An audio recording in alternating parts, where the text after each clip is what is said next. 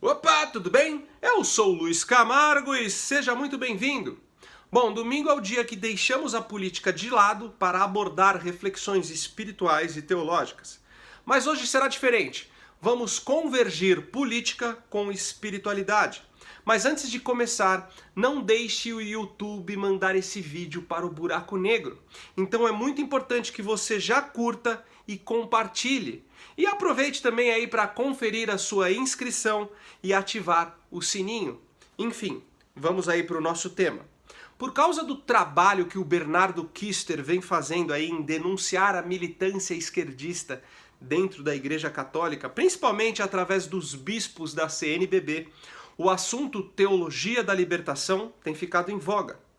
A teologia da libertação nada mais é que uma das etapas do processo gramscista de dominação de todas as interfaces culturais da nossa civilização ocidental, incluindo a própria Igreja, que ao longo da história foi e continua sendo o maior obstáculo a qualquer movimento revolucionário que pretende aí reorganizar o mundo de acordo com as aspirações humanas. Temos que entender que toda a formação ideológica da esquerda parte do pressuposto que o homem natural não é um ser corrompido, mas que é a sociedade que o corrompe. E por isso, esse homem pode ser capaz não só de imaginar uma sociedade justa e perfeita, como também colocá-la em prática através do comunismo. Por outro lado, aí, o cristianismo baseia-se justamente no fato de que o ser humano é naturalmente corruptível, que em decorrência aí do pecado original, a maldade passou a fazer parte da sua natureza, o incapacitando de uma autorredenção e que por isso carece de uma solução que venha de fora, que venha da atuação direta de um agente divino. No comunismo não existe religião nem um Deus transcendente. Há somente o povo e o Partido Comunista, onde este, através de um Estado todo-poderoso, deve ocupar na vida de cada um o papel que caberia a Deus. Resumindo, declarar-se cristão e socialista equivale a declarar-se um vegetariano carnívoro. Não faz sentido. Tanto que durante o século XX, toda a ditadura comunista foi marcada aí pela destruição das igrejas, perseguição aos cristãos e proibição do culto religioso. Mas essa foi a velha escola, não deu certo, o muro de Berlim caiu e a Guerra Fria acabou. E Antônio Gramsci ensinou que a revolução não é mais travada à força, com armas em punho, mas se dá de forma lenta e gradativa, dominando os meios culturais primeiro, para assim transformar as mentalidades das pessoas, que passarão a compactuar com as prerrogativas revolucionárias sem oferecer resistência. Sendo assim, ao invés de eliminar a igreja, é muito mais eficiente se infiltrar nela e distorcer os seus ensinamentos, se infiltrar nos seminários para formar ministros que propaguem para os fiéis uma visão distorcida das Escrituras, onde anunciem um evangelho pautado na luta de classes e em um Jesus que mais se assemelha aí a um revolucionário marxista. E esse vírus da teologia da libertação permeia tanto na Igreja Católica como em algumas denominações protestantes evangélicas. Assim como existem padres comunistas, também existem pastores vermelhos. Vem cá, meu irmão, por favor. Eu vou. Lula, escutem o conselho. Lula, todos nós aqui presentes, desejamos de coração, que você realmente esteja em liberdade.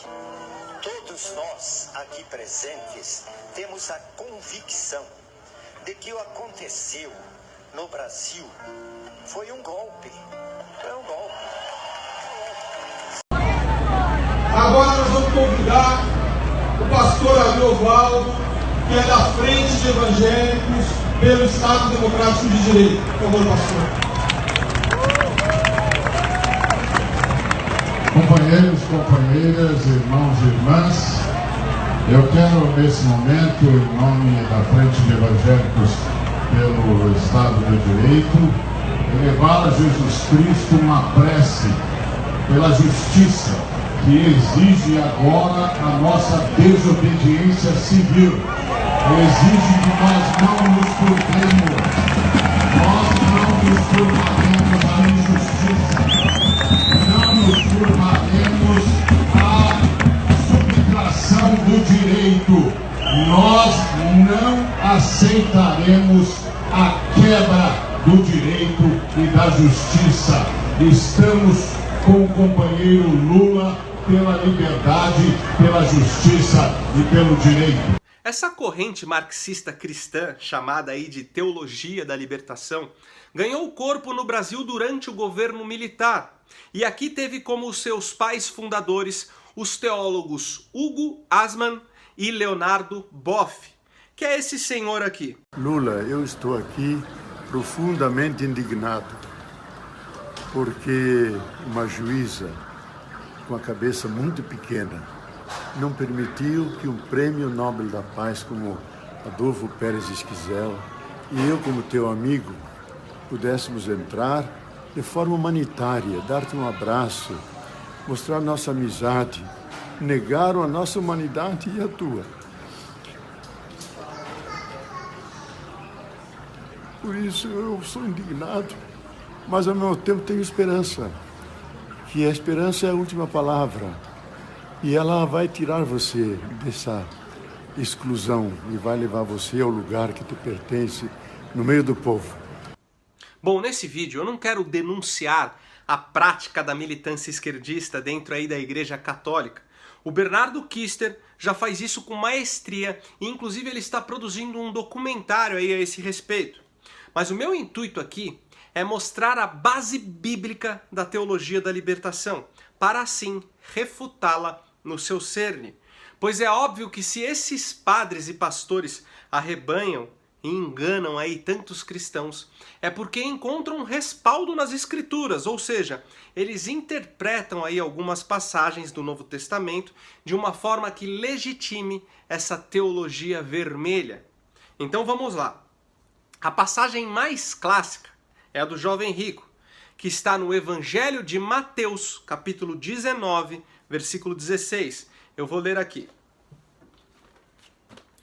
E eis que alguém, aproximando-se, lhe perguntou: Mestre, que farei eu de bom para alcançar a vida eterna? Respondeu-lhe Jesus: Por que me perguntas acerca do que é bom? Bom só existe um. Se queres, porém, entrar na vida eterna, guarde os mandamentos. E ele lhe perguntou: Quais? Respondeu Jesus: Não matarás, não adulterarás, não furtarás, não dirás falso testemunho, honra teu pai e tua mãe, e amarás ao teu próximo como a ti mesmo. Replicou-lhe então o jovem: Tudo isso tenho observado, que me falta ainda? Disse-lhe Jesus: Se queres ser perfeito, vai, vende os teus bens, dá aos pobres e terá um tesouro no céu. Depois vem e segue-me. Tendo, porém, o jovem ouvido estas palavras, retirou-se triste, por ser dono aí de muitas propriedades. Então disse Jesus aos seus discípulos: Em verdade vos digo que um rico dificilmente entrará no reino dos céus. E ainda vos digo que é mais fácil passar um camelo pelo fundo de uma agulha do que entrar um rico no reino de Deus.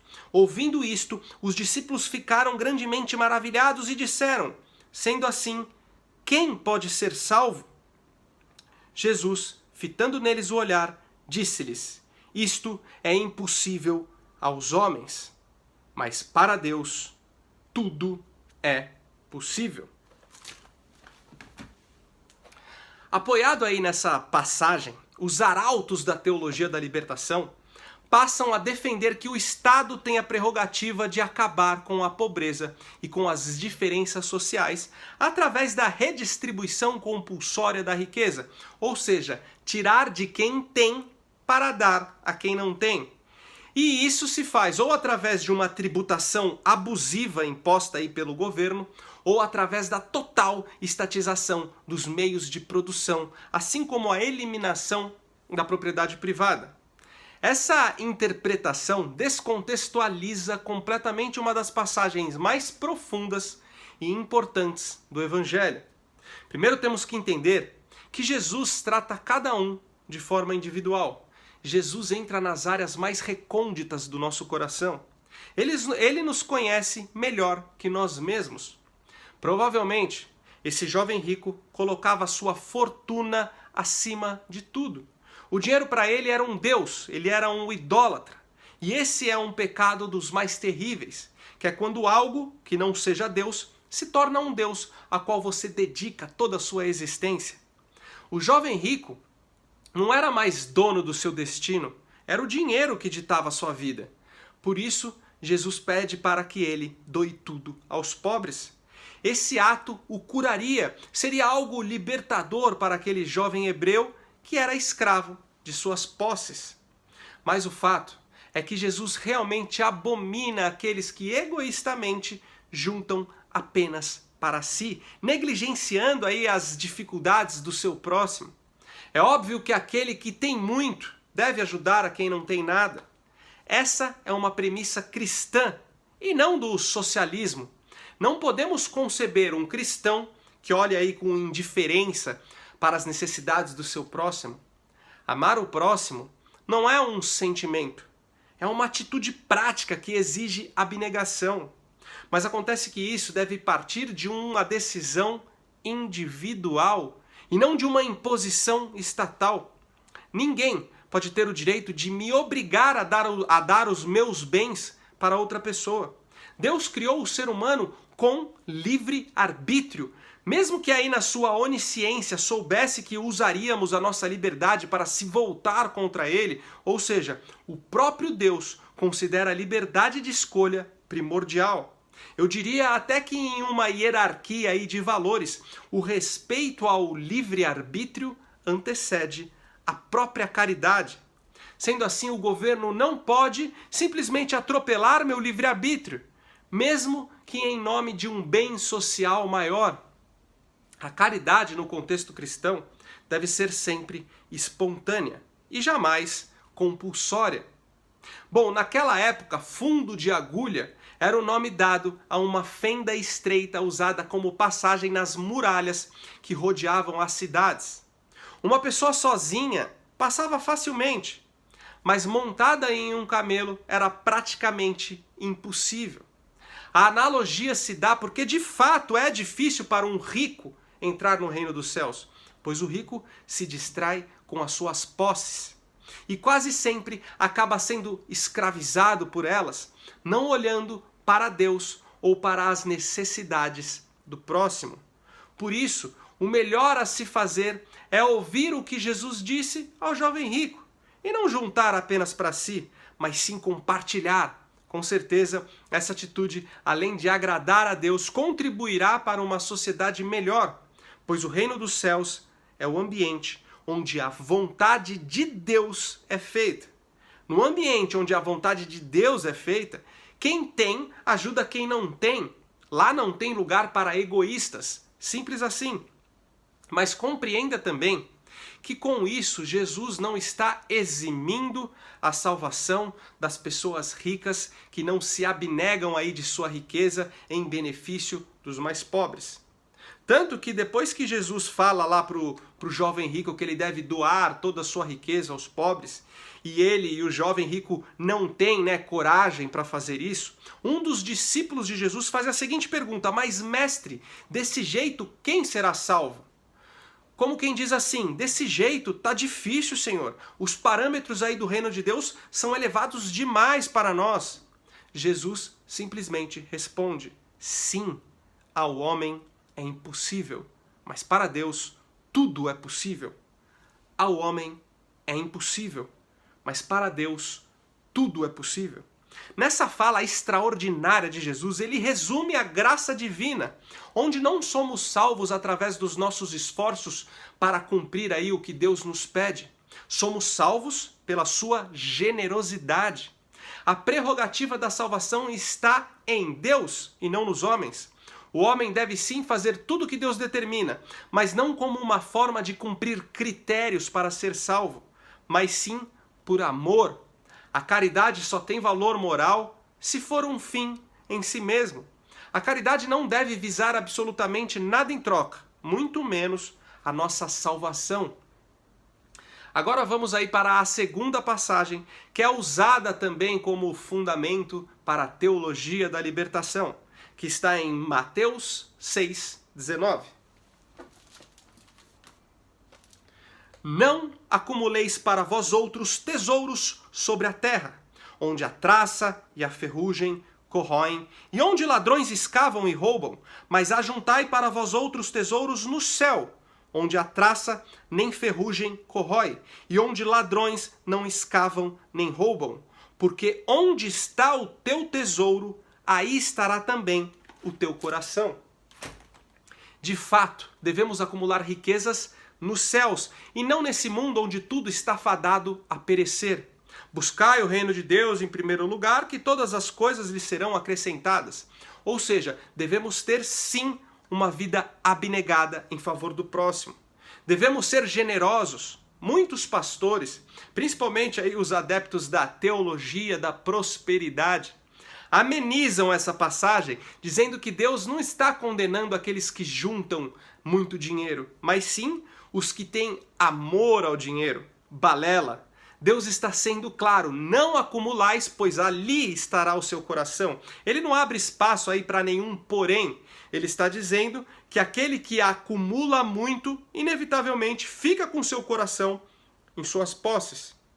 Acaba confiando mais na sua riqueza do que em Deus propriamente. Só que é aí que os teólogos esquerdistas se aproveitam para condenar o capitalismo e favorecer um regime socialista que promete distribuir riqueza igualitariamente, quando na prática aí sabemos que não se distribui a riqueza, e sim a miséria. O problema todo se dá porque eles passam por cima de um ponto crucial aí dessa passagem. Na época de Jesus, o sistema econômico era diferente. A economia era algo estático. O dinheiro era uma fonte esgotável. Não existia inflação. Uma pessoa que juntasse muito para si e guardasse aí suas riquezas em um depósito impedia que outras pessoas pudessem ter acesso a parte dessa riqueza. Nos dias de hoje, o dinheiro não é mais uma fonte esgotável. O fato de uma pessoa ter muito não tira a oportunidade de outra também ter. Uma pessoa muito rica, por mais egoísta aí que seja, ela compra produtos, ela exerce um papel ativo no mercado e isso faz a economia movimentar, gerando riqueza e beneficiando toda a sociedade. Ninguém guarda seu dinheiro embaixo do colchão ou em um depósito como os ricos aí faziam na época em que o evangelho foi escrito. Hoje existe inflação, investimos nosso dinheiro e mesmo uma aplicação tosca em um banco qualquer também movimenta a economia e acaba beneficiando indiretamente outras pessoas. Temos que parar de olhar os ricos com maus olhos. Isso é patético. Um rico que acumulou fortuna de forma honesta deixou um rastro de oportunidades para outras pessoas. Quando alguém compra uma Ferrari, milhares de bocas são alimentadas por conta disso. Um sistema capitalista de livre mercado, num sistema capitalista, ninguém fica rico sem contribuir para com toda a sociedade. O vagabundo maconheiro lá com a camiseta do Che Guevara, ou aquele artista mal compreendido que vive às custas dos incentivos do governo, são os que mais falam mal do capitalismo e dos ricos. Mas você acha que esses sujeitos, com as suas falácias, contribuem em alguma coisa para com a sociedade? O capitalismo é o único sistema que consegue gerar riqueza e redistribuir renda respeitando o livre-arbítrio. Antes da sociedade de mercado, antes do capitalismo, o mundo era extremamente miserável para 99% aí das pessoas. E para o fim aí dessa discussão, a parábola dos talentos em Mateus 25:14, depois leia aí se quiser, legitima completamente a dinâmica capitalista. Lá diz que devemos ter sabedoria para multiplicar o dinheiro que recebemos, fato que seria impossível em um regime comunista. Bom, eu queria aí trazer outras passagens que os cristãos socialistas usam, né, como a multiplicação dos pães, entre outros. Mas o vídeo iria ficar extremamente longo e sacal. Então eu acredito que essas duas sejam as mais relevantes. Compartilhe esse vídeo em todas as suas redes. Manda para aquele seu amigo cristão que vota no PT e no PSOL. Deixa aí algum comentário. Eu não respondo todos, mas eu leio aí, diria que 90% deles. E isso também ajuda o vídeo a ganhar relevância. E como somos defensores do capitalismo e do livre mercado, se você acha que o trabalho que eu venho fazendo aqui é importante, você pode contribuir financeiramente com o canal. O link do nosso Apoia-se está aqui na descrição. Segue o Luiz Camargo Vlog também no Instagram e no Facebook. E até o próximo vídeo. Valeu!